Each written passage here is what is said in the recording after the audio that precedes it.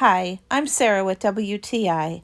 I've been doing a lot of updating and painting around my house lately, and my hands have been so achy from all of the work. And that's why I'm so thankful for this hand massager from QUINEAR. This hand massager offers heat therapy and 3 different massage modes for you to get a nice, relaxing hand massage from the comfort of your own home.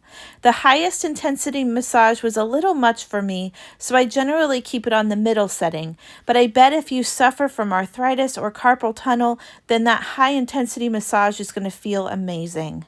I love that this is portable. You can charge it up and take it anywhere with you, whether you're sitting on the couch watching TV or in your comfy bed. It will last a good long time on a full charge. This is lightweight and it doesn't fall off of your hand. And I love that it's small enough to fit in my luggage so I can take it when I travel. The outside is a hard plastic and the inside is made of a soft material for maximum comfort. It has a nice big LED screen and it lights up to show you which mode you're in, and the buttons are easy to operate and understand. So if you're looking for something to ease your hand pain or you simply just want a nice hand massage, then I think you're going to want to check out this hand massager from QUINEAR. And that's my point of view.